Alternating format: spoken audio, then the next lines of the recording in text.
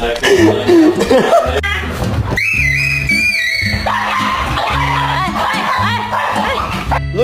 can I get an I love you?